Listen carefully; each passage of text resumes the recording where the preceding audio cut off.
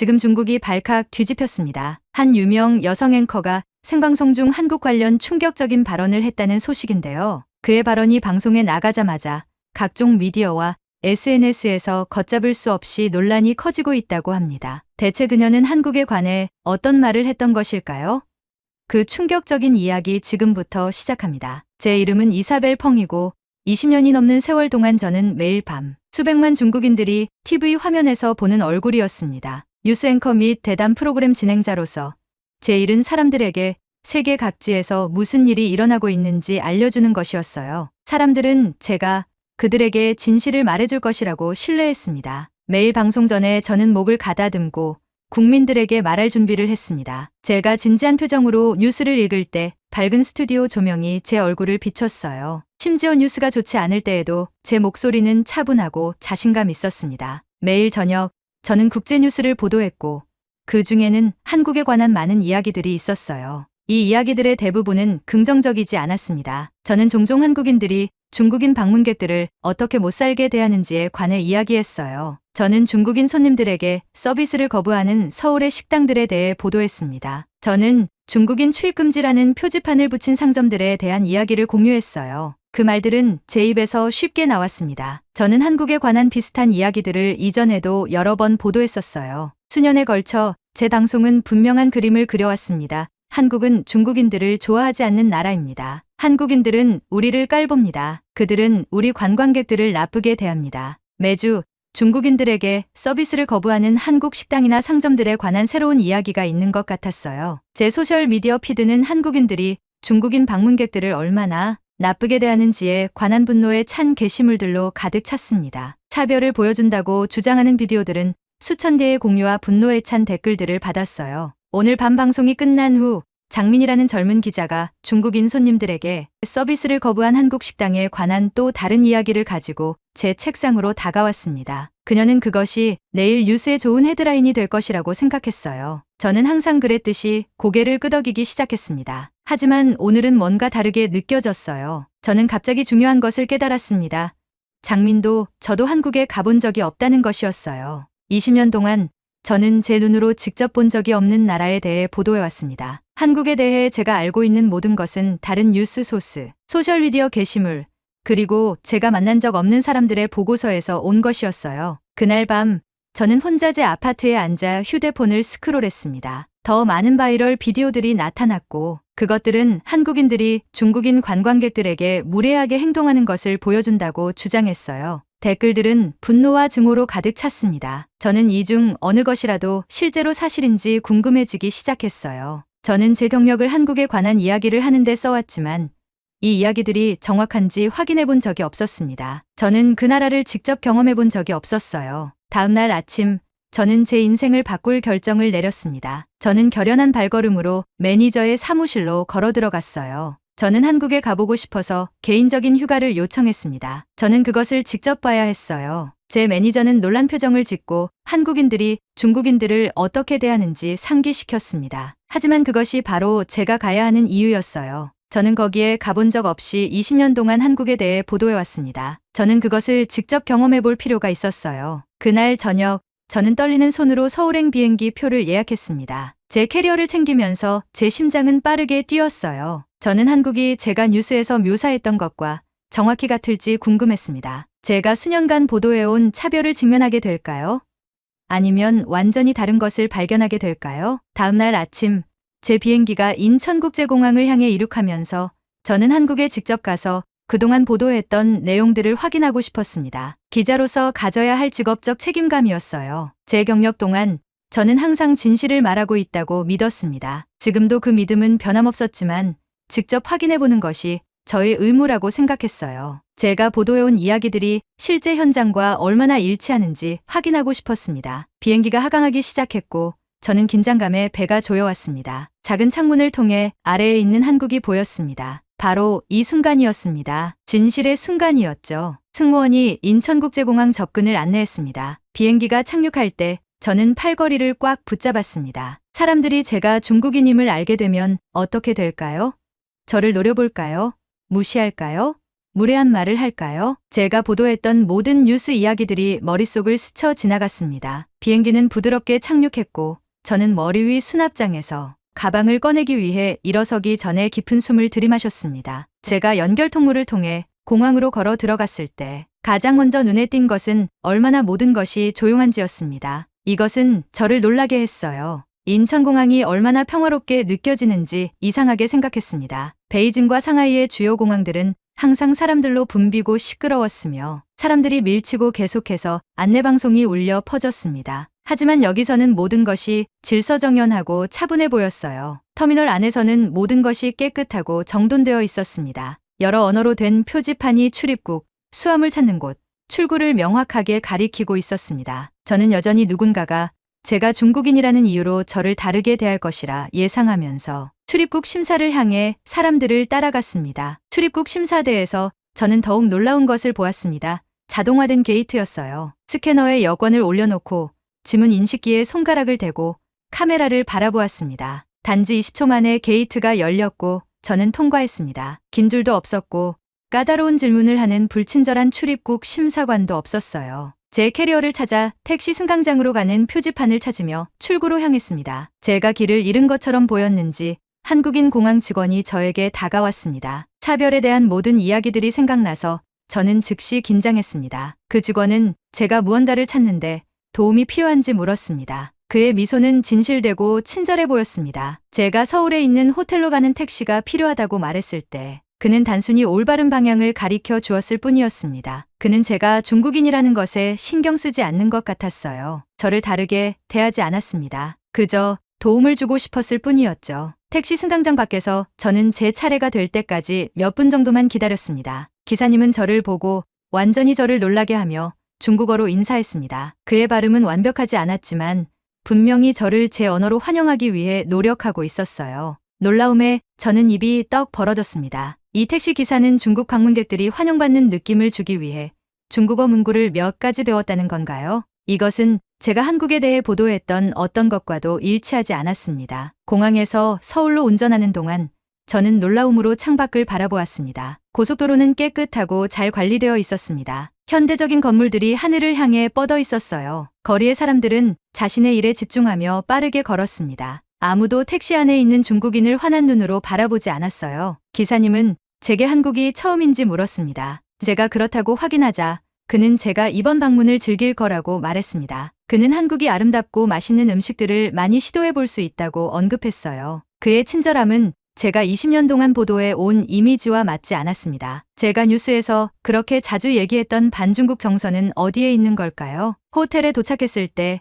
기사님은 제 짐을 들어주고 떠나기 전에 살짝 고개를 숙였습니다. 저는 거기 인도에 서서 옆에 캐리어를 두고 완전히 혼란스러운 느낌이었어요. 저는 이것이 특별한 경우일 뿐이라고 스스로에게 말했습니다. 아마도 내일은 제가 보도해왔던 진짜 한국을 볼 수 있을 거라고요. 하지만 마음 깊은 곳에서는 이미 제 안에서 무언가가 변하고 있다고 느꼈습니다. 한국에서의 첫 몇 시간은 제가 예상했던 것과는 매우 다른 나라를 보여주었습니다. 그리고 저의 여정은 이제 막 시작되었을 뿐이었어요. 저는 여전히 친절한 공항 직원과 친근한 택시 기사에 대해 생각하며 호텔에 체크인했습니다. 그날 밤 침대에 누워 저는 앞으로 며칠 동안 한국에 대해 그리고 제 자신의 신념에 대해 어떤 것들을 발견하게 될지 궁금했습니다. 제가 눈을 감자 천장 선풍기가 천천히 회전하고 있었고 제 마음은 제가 너무 잘 안다고 생각했던 나라에 대한 새로운 질문들로 가득 찼습니다. 다음 날 아침 저는 배고픔을 느끼며 서울을 탐험하고 싶은 마음에 일어났습니다. 옷을 입은 후 호텔을 나와 길 건너편에 있는 작은 커피숍을 발견했어요. 그곳에는 큰 창문과 나무 테이블이 있었습니다. 제가 문을 열자 신선한 커피 향기가 공기 중에 가득했습니다. 제가 들어가자 바리스타가 한국어로 인사했습니다. 저는 그 말을 이해하지 못했지만 그녀의 따뜻한 미소는 번역이 필요 없었어요. 저는 커피와 페이스트리를 주문한 다음 구석 테이블에 앉았습니다. 노트북을 꺼내서 오늘 방문할 장소를 계획하기 시작했습니다. 경복궁일까요? 유명한 시장들일까요? 볼 것이 너무 많았어요. 커피는 맛있었습니다. 풍부하고 부드러웠죠. 카페는 배경에서 나오는 조용한 음악 외에는 조용했습니다. 저는 약 30분 동안 아침 식사를 즐기며 메모를 했어요. 그런 다음 모든 것을 다시 가방에 넣고 탐험을 시작하기 위해 밖으로 나갔습니다. 서울의 분주한 거리를 즐기며 새 블록을 걸었을 때 갑자기 제자리에 멈춰 섰습니다. 뭔가 이상한 느낌이 들었어요. 저는 주머니를 툭툭 치고 가방을 확인했습니다. 지갑이 없어졌습니다. 공포가 밀려오며 제 심장이 빨리 뛰기 시작했어요. 모든 돈, 신용카드, 신분증 모든 것이 그 지갑 안에 있었습니다. 중국이나 제가 방문했던 다른 나라에서는 지갑을 잃어버리면 보통 영원히 찾을 수 없다는 것을 의미했어요. 특히 외국인 관광객으로서 그것을 다시 찾을 가능성은 불가능해 보였습니다. 저는 마지막으로 어디서 지갑을 가지고 있었는지 열심히 생각했어요. 커피를 계산할 때 카페에 두고 온 것이 틀림없었습니다. 거의 희망은 없었지만 달리 할 일을 몰라 급히 커피숍으로 돌아갔습니다. 제 손은 땀을 흘리고 숨은 빨랐어요. 문을 밀고 들어가자 같은 바리스타가 올려다보았습니다. 제가 뭔가를 말하기도 전에 그녀는 환하게 웃으며 제가 지갑을 찾고 있는지 물었습니다. 저는 그 자리에 서서 놀라서 말을 잃었어요. 그녀는 카운터 아래로 손을 뻗어 제 검은 가죽 지갑을 꺼냈습니다. 저는 떨리는 손으로 그것을 받아 열어보았습니다. 모든 것이 여전히 안에 있었어요.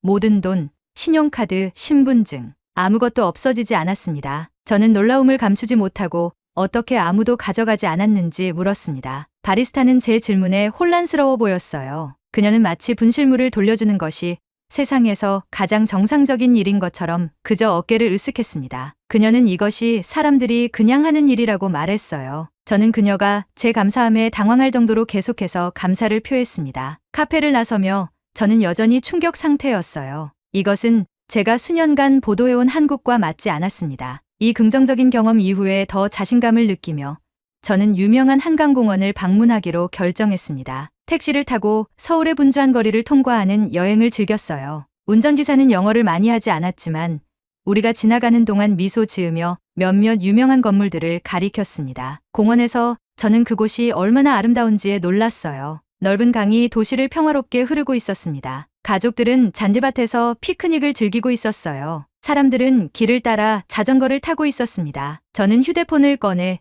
주변의 아름다움을 담기 위해 수십 장의 사진을 찍었어요. 강을 따라 2시간을 걸은 후 저는 호텔로 돌아가기로 결정했습니다. 택시 승강장을 찾아 다음 빈 택시에 올랐어요. 저는 운전기사에게 호텔 이름을 말하며 종이에 적어둔 주소를 보여주었습니다. 승차 5분 후 갑자기 주머니가 너무 가볍게 느껴졌어요. 저는 미친 듯이 주머니를 뒤졌습니다. 휴대폰이 없어졌어요. 제 속이 내려앉았습니다. 모든 사진들, 연락처들, 지도들, 제 여행에 필요한 모든 것이 그 휴대폰에 있었어요. 저는 좌절감에 신음했습니다. 하루에 2가지 물건을 잃어버리는 것은 너무 심한 불운이었어요. 저는 열심히 생각해보니 공원으로 데려다 준 이전 택시, 그 택시에 휴대폰을 두고 내렸음이 틀림없었습니다. 그것을 되찾을 가능성은 거의 제로에 가까워 보였어요. 저는 현재 운전기사에게 호텔 대신 가장 가까운 경찰서로 데려다 달라고 부탁했습니다. 경찰서에서 젊은 경찰관이 제 문제를 경청했어요. 저는 저를 공원에 데려다 준 택시의 세부 사항을 기억하려고 노력했습니다. 위에 파란 표시가 있는 은색 택시였습니다. 경찰관은 전화를 걸어 한국어로 빠르게 대화했어요. 저는 벤치에 앉아 절망감을 느꼈습니다. 제 휴대폰은 아마도 영원히 사라졌을 거예요. 20분 후 경찰관이 미소를 지으며 다가왔습니다. 그는 기사가 제 휴대폰을 찾았고 지금 경찰서로 가져오고 있다는 좋은 소식을 전했어요. 저는 제가 듣고 있는 것을 믿을 수 없었습니다. 경찰관은 약 30분 기다리라고 말했어요. 정말로 30분 후 택시기사가 손에 제 휴대폰을 들고 경찰서에 들어왔습니다. 그는 미소와 함께 그것을 저에게 주었어요. 경찰관은 기사를 위해 통역하며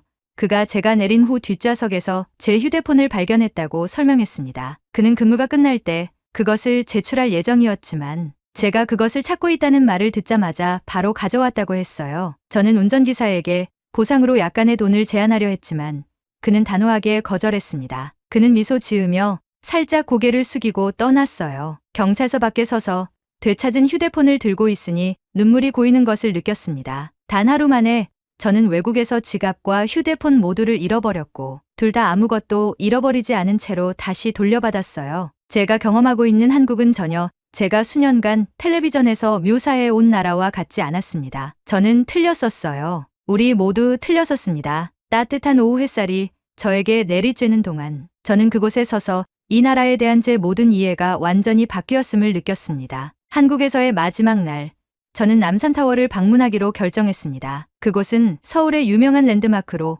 도시 전체가 아래로 펼쳐진 모습을 볼 수 있는 곳이었어요. 저는 휴대폰의 지도를 확인하고 그곳에 가려면 버스를 타야 한다는 것을 알았습니다. 버스 정류장에서 저는 어떤 버스를 타야 할지 조금 혼란스러웠어요. 한 나이 든 한국 여성이 제가 어리둥절한 표정으로 표지판을 보고 있는 것을 눈치챘습니다. 그녀는 저에게 다가와서 남산타워에 가려고 하는지 물었어요. 제가 고마워하며 고개를 끄덕이자 그녀는 5분 후에 도착할 3번 버스를 타라고 알려주었습니다. 정말로 3번 버스가 곧 도착했어요. 저는 버스에 올라 기사님에게 휴대폰으로 목적지를 보여주었습니다. 그는 즉시 남산타워를 알아보고 그곳에 도착하는데 약 15분이 걸릴 거라고 말했어요. 그는 올바른 정류장에 도착하면 알려주겠다고 약속했습니다. 저는 버스 앞쪽에 자리를 잡았어요. 창밖으로 도시가 지나갔습니다. 높은 건물들, 분주한 상점들, 인도를 따라 서두르는 사람들. 버스에 있는 어느 누구도 제가 중국인이라는 이유로 이상한 시선을 보내거나 저에게서 멀어지지 않았어요. 그들은 그저 자신의 일상을 보내는 평범한 사람들이었습니다. 15분 후 버스 기사님은 우리가 남산타워에 도착했다고 저에게 알려주었어요. 제가 떠나기 위해 일어서자 그는 저에게 작은 종이 봉지를 건넸습니다. 안에는 사탕과 초콜릿바가 들어있었어요. 그의 나라를 방문한 여행객을 위한 간단한 환영 선물이었습니다. 매일 수많은 관광객을 접하는 낯선 버스 기사의 이런 소소한 친절에 저는 깊은 감동을 받았어요. 남산타워 꼭대기에서 저는 서울이라는 광활한 도시를 내려다보았습니다. 건물들은 모든 방향으로 펼쳐져 있었고 멀리 산들이 보였으며 한강은 마치 파란 리본처럼 그 모든 것을 가로질러 흐르고 있었어요. 그 경치는 숨이 멎을 정도로 아름다웠습니다. 거기 서서 저는 지난 며칠 동안 경험한 모든 것에 대해 생각했어요. 저는 중국인을 싫어하는 나라를 발견할 것이라 예상하며 한국에 왔습니다. 그러나 대신 저는 모든 곳에서 친절함을 발견했어요. 공항 직원부터 택시 기사님들, 제 지갑을 안전하게 보관해준 카페 바리스타부터 제 휴대폰을 찾는데 도움을 준 경찰관까지. 저는 스스로에게 제가 틀렸다고 속삭였습니다. 우리는 거짓말을 퍼뜨려 왔어요. 무거운 감정이 제 가슴에 자리 잡았습니다. 20년 동안 저는 시청자들에게 한국인들이 중국인들을 차별한다고 말해왔어요. 저는 중국인 손님들에게 서비스를 거부하는 식당들에 관한 이야기를 공유했습니다. 저는 우리나라들 사이의 분노와 불신을 조성하는데 도움을 주었어요. 하지만 그 어느 것도 제가 직접 경험한 것과 일치하지 않았습니다. 제가 직접 눈으로 본 진짜 한국은 제가 텔레비전에서 묘사해온 것과는 완전히 달랐어요. 호텔로 돌아와서 저는 내일 귀국 기행을 위해 캐리어를 쌌습니다. 제 마음은 중국으로 돌아갔을 때 무엇을 할지에 대한 생각으로 가득 찼어요. 계속해서 같은 오래된 이야기들을 보도할 수 있을까요?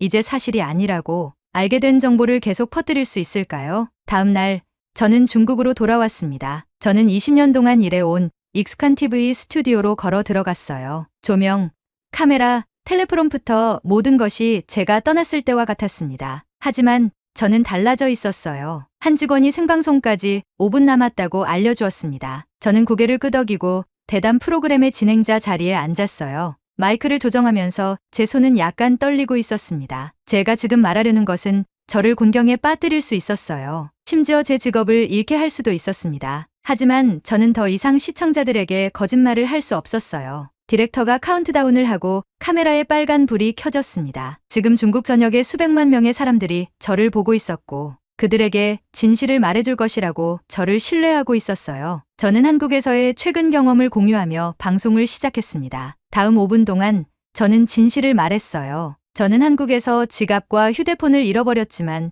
둘 다 아무것도 잃지 않고 돌려받았다고 설명했습니다. 저는 한국 사람들이 중국인 방문객인 저에게 얼마나 친절하고 도움이 되었는지 설명했어요. 제가 경험한 한국은 우리가 종종 듣는 것과는 매우 다르다고 인정했습니다. 저는 시청자들에게 제가 만난 사람들은 제 국적에 상관없이 저를 존중과 친절함으로 대했다고 말했어요. 제가 보고를 마치자 스튜디오는 완전히 조용해졌습니다. 디렉터와 다른 직원들, 그리고 함께 출연한 패널들까지 충격으로 저를 바라보고 있었어요. 저는 방금 우리의 이전 보도들과 모순되는 말을 했습니다. 방송이 끝난 후 동료들이 많은 질문들을 가지고 저의 주변에 모였습니다. 많은 사람들이 제 이야기에 진심으로 놀란 것 같았어요. 저는 단지 제가 직접 경험한 것만을 말할 수 있었습니다.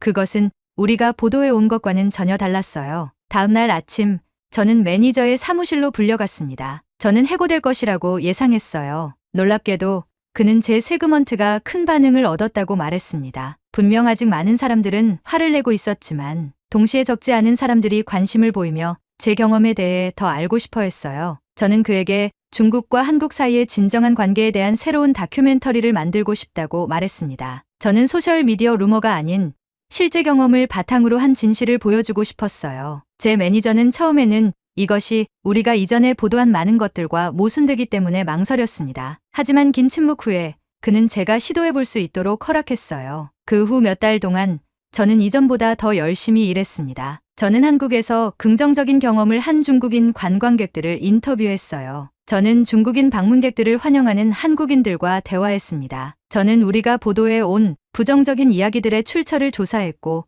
많은 것들이 확인될 수 없다는 것을 발견했어요. 제 다큐멘터리가 마침내 방영되었을 때 반응은 엇갈렸습니다. 일부 시청자들은 화를 내며 저를 중국을 배신했다고 비난했어요. 하지만 다른 많은 사람들은 사려 깊고 호기심을 보였습니다. 그들은 한국에 대해 들어온 부정적인 이야기들의 의문을 제기하기 시작했어요. 가장 중요한 것은 저는 다시 거울 속에 제 자신을 볼 수 있게 되었다는 것입니다. 저는 더 이상 거짓말을 퍼뜨리지 않고 있었어요. 저는 진정한 언론인이 해야 할 일을 하고 있었습니다. 사람들이 듣기를 원하지 않더라도 진실을 찾고 그것을 공유하는 것. 다음 방송을 준비하면서 저는 제 여정에서 배운 가장 중요한 교훈에 대해 생각했어요. 직접 보지 않으면 진실을 알 수 없다는 것. 이제부터 저는 다른 종류의 기자가 될 것입니다.